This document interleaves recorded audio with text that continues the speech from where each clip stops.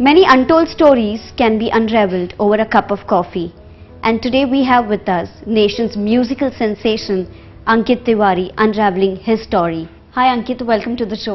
Thank you. Kanpur से मुंबई तक की जो आपकी जर्नी रही है, कैसी रही है अभी तक? काफ़ी अच्छी रही, काफ़ी मज़ेदार रही है। और ख़ास बात ये थी कि जो मैं करना चाहता था वही किया मैंने। मुझे एक्चुअली और कुछ आता भी नहीं है। अगर अंकित से मैं काफ़ी बार बोलता हूँ इस बात को कि अंकित तिवारी से म्यूज़िक हटा दो तो बहुत खाली है अंकित, कुछ है नहीं उसके पास। म्यूज़िक है जो काफ़ी म्यूज़िक से भरा हुआ हूँ मैं। बहुत कुछ देखा ज़िंदगी में, बहुत कुछ सीखने को मिला ज़िंदगी से, लोगों से, माहौल से। और ये मुझे ऐसा लगता है कि ये इंसान के लिए ज़रूरी है, वो सीख जो घर पे रह के नहीं सीखी जा सकती। एक स्टेप आपको बाहर निकलना है। बोलते हैं ना कि स्कूल में, मुझे याद है हम फ्रेंड्स कभी कभी मस्ती तो काफ़ी करते थे, लेकिन कॉलेज के कुछ फ्रेंड्स थे, क्योंकि स्कूल और कॉलेज के फ्रेंड्स ऑलमोस्ट सेम थे, एक दो ऐड ऑन हो जाते थे। तो हम लोग यही बात करते थे, थोड़ी सी फिल्मी थी लेकिन थी सच्ची, कि स्कूल की जो कॉलेज या स्कूल की जो दीवार है, इसके अंदर की लाइफ तो अपनी है, मज़ेदार है। इसके बाहर जो है ना, इस दीवार को क्रॉस करोगे ना जब, वो जो ज़िंदगी है वो हमारे मॉम डैड ने या जो जिनको देखते हैं हम काम करते हुए, उन्होंने तो कर लिया, हम लोग कैसे करेंगे यार? हम लोग तो मस्ती कर रहे हैं, पढ़ाई ठीक है लेकिन मस्ती ज़्यादा है। तो ये सवाल बड़ा कभी कभी सोचते थे तो लगता था कि यार, मतलब इंसान होने के नाते ये लगता था कि मैं क्या करूँगा, क्या कर पाऊँगा, क्योंकि मुझे लगता था मुझे म्यूज़िक आता और कुछ आता नहीं है। ये सब तो ठीक है, किसी का ये प्लान है, किसी का ये प्लान है, कोई डॉक्टर बनना चाहता है, कोई इंजीनियर बनना चाहता है, कोई मेडिकल में जाना चाहता है, कोई तरह तरह की चीज़ें करना चाहता है। मुझे म्यूज़िक करना, मैं रियाज करने लगा, ये सब शुरू हो गया। तो ये मतलब उस हिस्सा है, उस जर्नी का, वो छोटे छोटे पार्ट्स हैं जो बहुत इंपॉर्टेंट है। तो ऐसी चीज़ें हुई हैं, वहाँ से शुरू हुई। बॉम्बे आने के बाद भी एक जर्नी थी, ये तो बॉम्बे आने तक की जर्नी थी। फिर बॉम्बे आने के बाद भी एक जर्नी स्टार्ट होती है, जिसको हम लोग स्ट्रगल कहते हैं। क्या स्ट्रगल किया उसने, ऐसा किया वैसा किया है। और तो मेरा जो मानना है कि स्ट्रगल शुरू होता है और ख़त्म कभी नहीं होता। लेवल चेंज होते हैं, ए लेवल, बी लेवल, सी, डी, ऐसे आगे बढ़ता जाता है। स्ट्रगल इट्स देयर ऑलवेज, कभी नहीं ख़त्म होता मेरे हिसाब से। पहले काम मिलने की स्ट्रगल, फिर उसके बाद हिट हो जाए वो स्ट्रगल, उसके बाद हिट हो गया तो दूसरा भी हिट होना चाहिए वो स्ट्रगल, फिर जब दो हिट हो गए उसके बाद स्ट्रगल है कि साला कंटिन्यू कैसे रहे, स्टेबल कैसे हो, एक वो स्ट्रगल।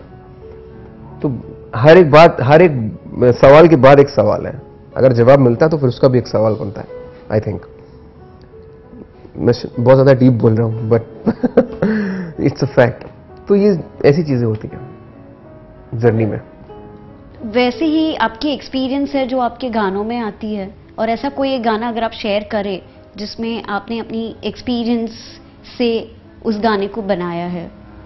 एक्सपीरियंस से नहीं, मुझे अक्सर लोग पूछते हैं मेरे, अगर मैं आशिकी 2 के पहले भी मैंने 2 फिल्में की थी। एक फिल्म का नाम था दो दूनी चार और दूसरी थी साहबीवी और गैंगस्टर। मिस्टर हबीब फैजल डायरेक्टर थे दो दूनी चार के, साहबीवी गैंगस्टर के मिस्टर हिमांशु धुलिया थे। आशिकी 2 से लोगों ने जाना मुझे, उससे पहले लोग जानते नहीं थे, तो वो भी काम मैंने किया हुआ था। तो वो ठीक था, मैं खुश था अंदर कि मैंने 2 फिल्में कर ली हैं, और दोनों फिल्म फ्लॉप नहीं थी। दो दिन चार को नेशनल अवार्ड मिला था, और साहबीवी गैंगस्टर फर्स्ट काफ़ी पसंद की थी लोगों ने, वो भी बहुत चली थी। लेकिन फिर यही सोचा था कि 2 कर लिया है यार, कुछ हुआ ही नहीं, गाना चला नहीं, लोगों को तक पहुंचा नहीं। तो काफ़ी टाइम गुजरा और मैं अपने डेमोस बनाता रहता था, बैंक सभी बनाते हैं। तो और काफ़ी कुछ हो गया था लाइफ में, काफ़ी, मतलब मैं इमोशनल अटैचमेंट नहीं लेना चाहता बिल्कुल, लेकिन काफ़ी धोखे हुए थे, काफ़ी लोगों ने चीट किया, बातें कुछ और हुई, रिजल्ट कुछ और निकले, और बहुत जगह वो सब धोखाधड़ी हुई, बहुत कुछ सुना भी। और वो पल मैं शायद याद करता हूँ तो मैं बड़ा गंदा सा लगता है मुझे, लेकिन ठीक है, आते हैं वो सब, टाइम आता है। तो वही वक्त था, बहुत बहुत हर्ट था मैं। आप एक होता है ना, लोग मुझसे कहते हैं कि यार आपने जो गाना बनाया है आशिकी 2 का, सुन रहा है तू रो रहा हूं मैं, किसी ने दिल तोड़ा है आपका, कोई आपको कोई हर्ट करके गया। हर्ट होने का मतलब यही नहीं कि कोई लड़की छोड़ के जाए। हर्ट आप किसी भी चीज से हो सकते हो।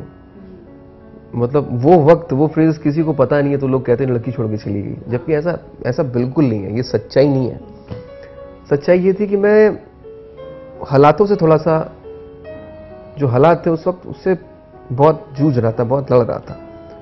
और एक होता ना कि आखिरी सांस भी निकले लेकिन बस करते रहो। लोगों को लगता था, मेरे फ्रेंड्स या मेरे इधर कानपुर से फोन आता था कि पागल है, मतलब इतने बड़े बड़े लोग हैं, क्या कर पाएगा ये ऐड जिंगल क्या होगा, रेंट इतना है घर का, ऐसा कहाँ रहोगे, कैसे करोगे। लेकिन मैं मॉम से ये कहता था कि मम्मी एक बार मुझे चांस मिल जाएगा तो मैं प्रूफ कर पाऊंगा। तो कहती 2 चांस मिले हैं, ऐसा कुछ हो नहीं है बेटा, तुम यहाँ पे भी ऐसा कर सकते हो, वैसा कर सकते हो। घर वालों का सपोर्ट हमेशा रहा है, लेकिन पता नहीं मुझे लगता था। तो रात के 1:30 या 2 बजे मैं पियानो पे बैठा हुआ था अकेले, थोड़ा सा टूटा हुआ था अंदर से। तो पहली लाइन निकली थी, सुन रहा है तू रो रहा हूं मैं। उस वक्त कुछ नहीं बना था गाने का, कोई भी हिस्सा नहीं बना था आगे पीछे। मैं अपने पियानो पे था, खिड़की खोली हुई थी, हवा चल रही थी, रात का टाइम था। और मेरा जो रूम था उसमें एक नाइट बल्ब था, उसको ऑन किया हुआ था। अपने कंप्यूटर की स्क्रीन ऑन थी और पियानो मेरा ऑन था। तो मैं ऐसे कर रहा था जस्ट। देन वो एक लाइन आई थी, सुन रहा है ना तू रो रहा हूं मैं, सुन रहा है ना तू रो रहा हूं मैं। फिर मतलब उस वक्त नहीं पता था कि ये गाना लव एंथम बनेगा। वो तो एक छोटा सा पार्ट बना था गाने का। फिर अगले दिन मैंने जिन्होंने गाना लिखा है, मिस्टर संदीप नाथ, उनको सुनाया। तो उन्होंने बोला था कि इसमें ये नहीं बोला जा सकता कि भाई ये अच्छा या गंदा है, ये कुछ अलग सा लग रहा है मुझे। हाँ, ये कुछ तो अलग सा है, लेकिन ये गाने जैसा लग नहीं रहा है, कुछ अलग सा है। तो मैंने कहा कुछ करते हैं ना दादा। फिर इसमें धीमे धीमे काम शुरू हुआ और ऊपर वाले के करम से मेरी मुलाकात मोहित से हुई। मैंने मोहित को सुनाया, फिर आगे का तो पता ही आपको। फिर अगर वो सॉन्ग की 2 लाइन हो जाए, उस गाने के कुछ 2 लाइन जरूर। जो सबसे पहले हिस्सा बना था मैं वही गाता। जी। सुन रहा है ना तू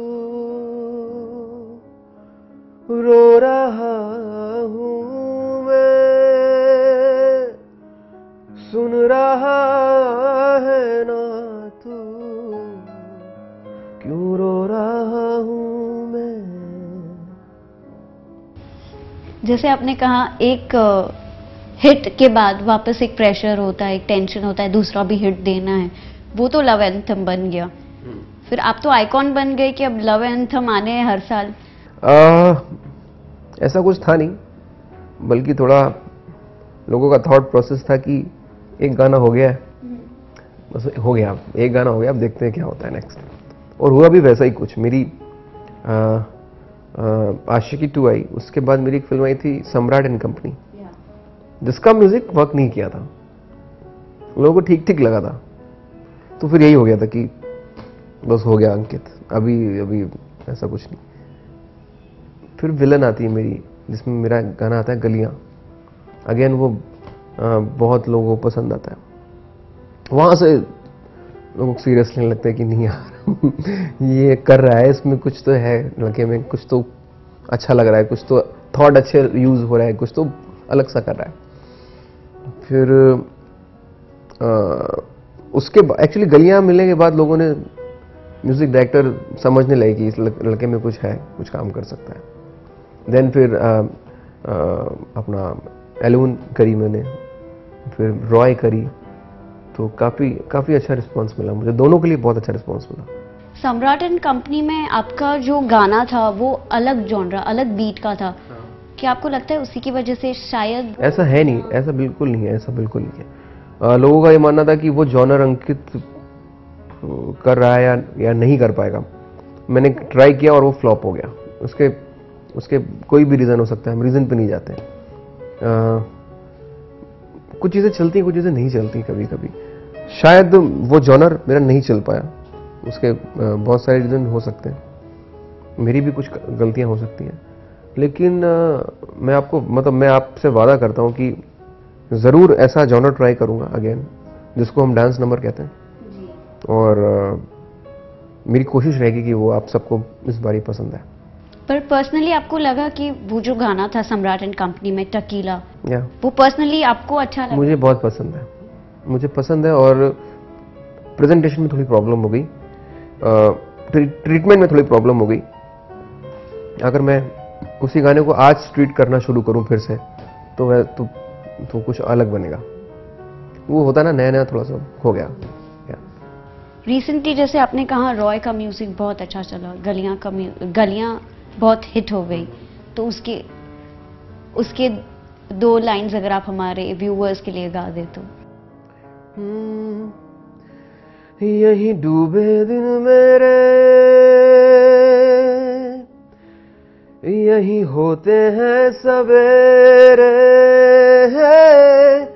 यही मरना और जीना, यही मंदिर और मदीना, तेरी गलियां गलियां तेरी गलियां मुझको भावे, गलियां तेरी गलियां। गलियां का अगर कुछ आप बैकड्रॉप बता दें हमें। गलियां इमोशंस या ये भी कि आपकी पर्सनल लाइफ से कुछ कनेक्शन? जरूरी नहीं होता कि हर गाना पर्सनल लाइफ से जुड़े।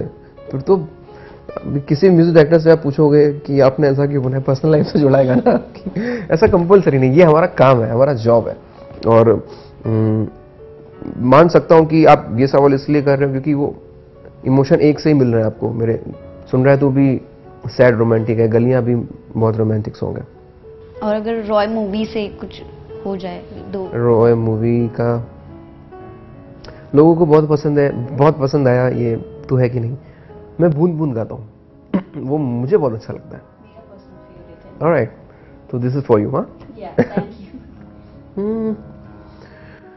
बूंद बूंद करके मुझ पे गिरना तेरा, और मुझ में मुझसे ज्यादा होना तेरा, भीगा भीगा सा मुझको तन तेरा लगे, आजा तुझको पीऊं मन मेरा कहे,